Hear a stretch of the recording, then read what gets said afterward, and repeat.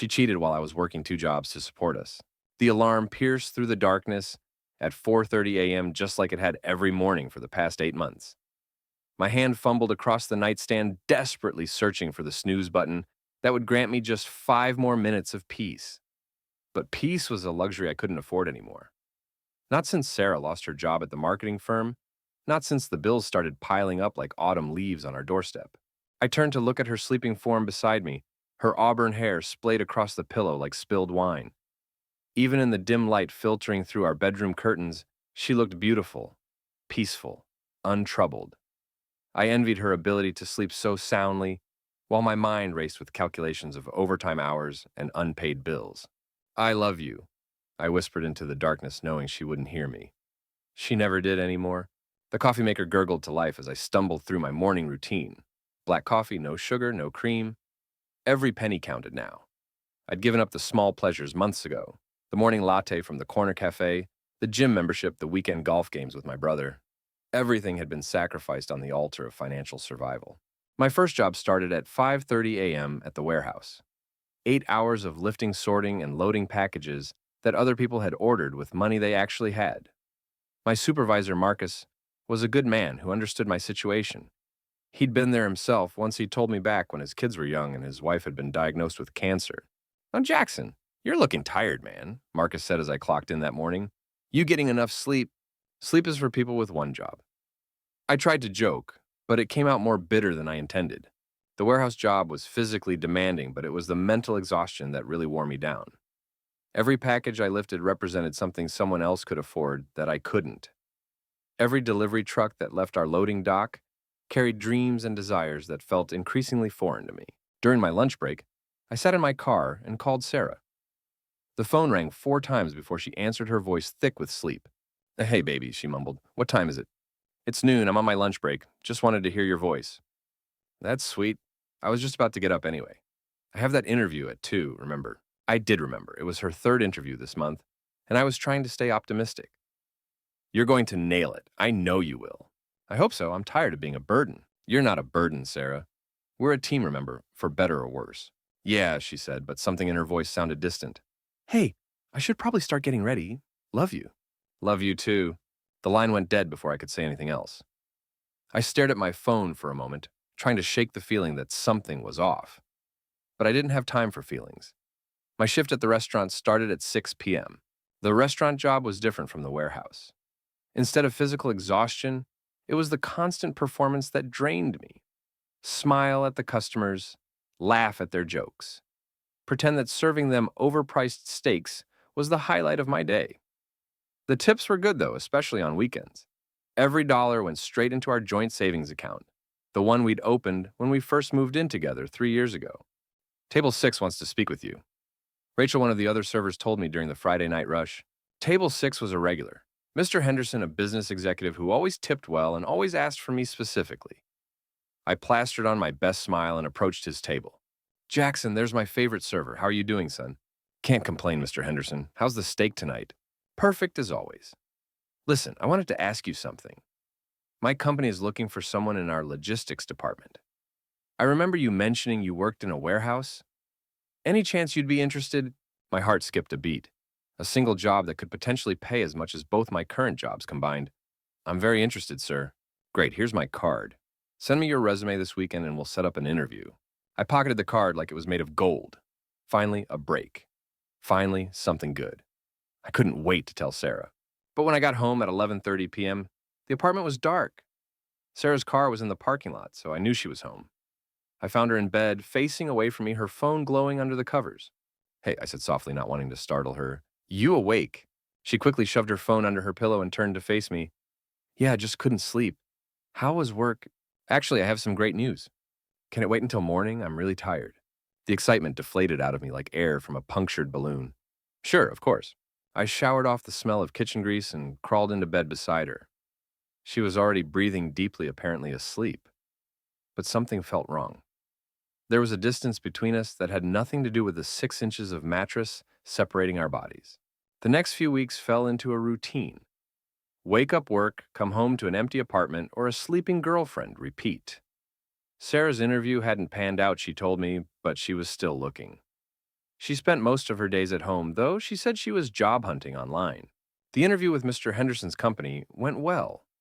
They offered me a position that would start in a month, giving me time to properly give notice at both my current jobs. The salary wasn't quite as much as both jobs combined, but it was close, and it would mean having my evenings and weekends back. It would mean having a life again. I planned to surprise Sarah with the news over dinner. I even splurged on ingredients for her favorite meal, chicken parmesan with homemade pasta sauce. I left work early telling my supervisor at the restaurant that I had a family emergency. In a way, I did. My relationship was dying and I needed to revive it. But when I got home at 7 p.m. instead of 11:30, Sarah's car wasn't in its usual spot. Odd. She hadn't mentioned having plans. I started cooking anyway, figuring she'd be home soon.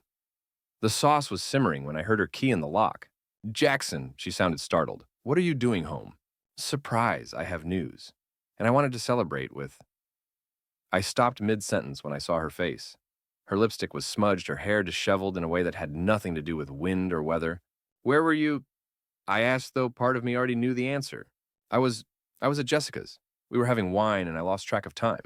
Jessica, her best friend who lived an hour away. The lie was so transparent, it was almost insulting. "Sarah, please, just tell me the truth." She set her purse down, slowly, deliberately, like she was buying time. When she finally looked at me, there were tears in her eyes. "I'm sorry, Jackson. I'm so sorry." The words hit me like a physical blow. I gripped the edge of the counter to steady myself. "How long?" "2 months." 2 months. While I was killing myself working 2 jobs to keep us afloat, she had been. I couldn't even finish the thought. "Who is he?" "Does it matter?" "Yes, it fucking matters." She flinched at my language.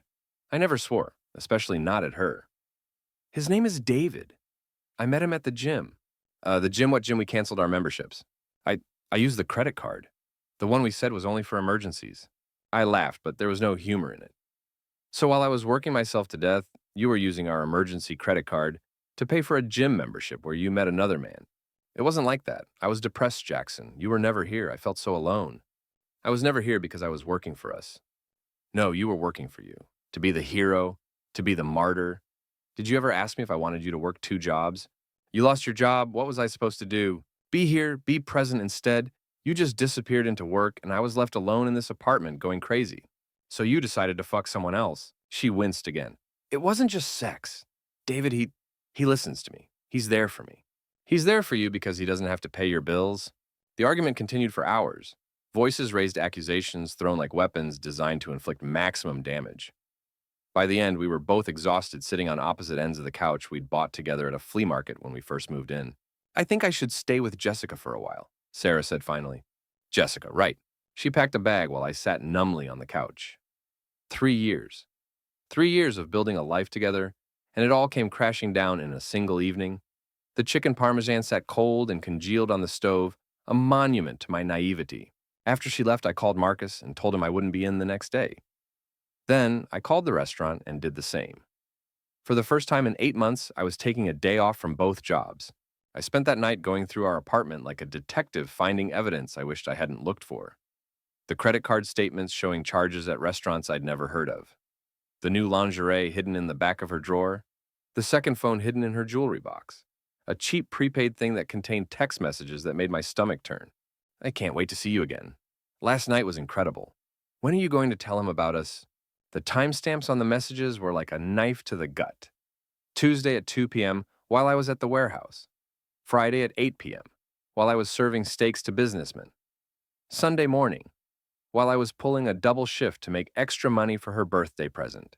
I called my brother Tom, who answered on the second ring. "Hey, stranger, haven't heard from you in months." "Tom, Sarah cheated on me." There was a pause. "I'll be right over." Tom arrived an hour later with a six-pack of beer and a pizza. We sat on my balcony watching the city lights twinkle below us, and I told him everything. You know what the worst part is?" I said, working on my third beer. "I actually thought I was doing the right thing. Working hard, providing for us. I thought that's what you're supposed to do." "You were doing the right thing," Tom said firmly. "Don't let her betrayal make you think otherwise. You worked 2 jobs to support both of you. That's honorable.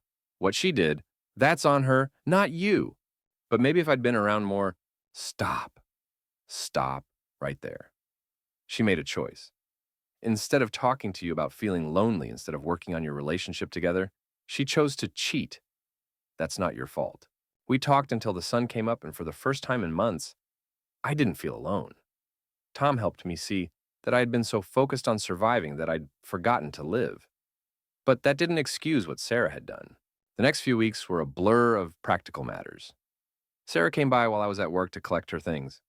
She left a note saying she was sorry, that she hoped I could forgive her someday. I threw it away without reading it twice. I threw myself into my work with renewed purpose. But now it was for me, not for us. I started the new job with Mr. Henderson's company, and it was everything I'd hoped for. Regular hours, good pay, and colleagues who actually valued my contribution. 3 months after Sarah left, I ran into her at the grocery store. She was with him, David. He was exactly what I'd pictured, tall, well-dressed, with the kind of casual confidence that came from never having to work 2 jobs to make ends meet. Jackson, Sarah said, her voice small. How are you? I'm good, I replied, and I meant it. Really good, actually. David had the decency to look uncomfortable, mumbling something about checking the produce section before walking away. You look good, Sarah said, rested. Yeah, well, working 1 job will do that. Jackson, I said, but not unkindly. We both know there's nothing left to say. I just want you to know that I'm sorry. Really sorry. You didn't deserve what I did. No, I didn't, but I'm glad it happened. She looked surprised. You are? Yeah, because if it hadn't, I'd still be killing myself trying to save a relationship that was already dead. I'd still be working 2 jobs to support someone who didn't appreciate it. Now I'm living for myself, and I've never been happier. It was true. The betrayal had hurt. God, how it had hurt. But it had also freed me. I'd learned that I was stronger than I thought that I could survive on my own. I'd learned that working hard was admirable, but not at the expense of everything else in life. I should go, Sarah said, glancing toward where David was pretending to examine avocados. Take care of yourself, Sarah. You too, Jackson. I watched her walk away, waiting for the pain that didn't come. Instead, I felt grateful.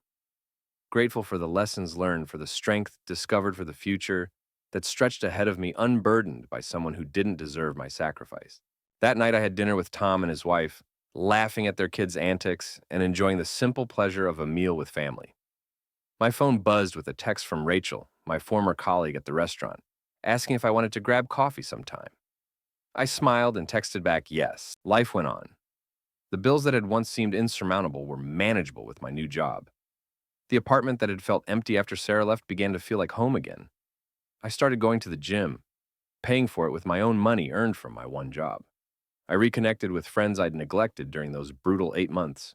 Sometimes late at night I thought about Sarah. Not with longing or anger, but with a kind of detached curiosity. I wondered if she was happy with David, if he gave her the attention she'd craved. I hope so, in a way. Everyone deserved to be happy, even those who had hurt us. But mostly I thought about the future, about the possibilities that opened up when you stopped pouring all your energy into someone who didn't appreciate it, about the strength that came from surviving betrayal and coming out the other side intact. The alarm still went off early, but now it was at 6:30 a.m. instead of 4:30. I still drank black coffee, but now it was because I preferred it that way, not because I couldn't afford cream. I still worked hard, but now it was for my own dreams, my own future. And when I looked in the mirror, I no longer saw a martyr or a victim. I saw a survivor, someone who had been tested by fire and emerged stronger, someone who had learned that sometimes the greatest gift someone can give you is leaving, because it forces you to discover who you really are. The relationship with Sarah had taught me many things, but perhaps the most important lesson was this: you can't work hard enough to make someone love you. You can't sacrifice enough to make someone faithful. Love, real love, is given freely, not earned through exhaustion. I thought I had been working 2 jobs to support us. But in the end, I realized I had been working 2 jobs to avoid confronting the truth that was right in front of me. We were already broken. Sarah's betrayal hadn't destroyed our relationship. It had simply revealed what was already there. Now, as I built my new life on the ashes of the old, I did so with wisdom earned through pain. I knew my worth. I knew my strength. And I knew that the next time I gave my heart to someone, it would be to someone who valued not just what I could provide, but who I was. The sun set over the city, painting the sky in shades of orange and pink. I stood on my balcony, the same one where Tom and I had drunk beer, and processed my pain and felt nothing but gratitude. Gratitude for the journey, for the lessons, for the strength I never knew I had. Sarah had cheated while I was working 2 jobs to support us. But in doing so, she had inadvertently given me the greatest gift of all my freedom. And that was worth more than any amount of overtime pay. As I went back inside to prepare dinner, for one by choice, not by circumstance, I smiled. Tomorrow would bring new challenges, new opportunities, new possibilities, and I would meet them all with the hard-won knowledge that I was enough just as I was. The story of Sarah's betrayal would always be part of my history, but it would not define my future. That was mine, to write one honest day at a time.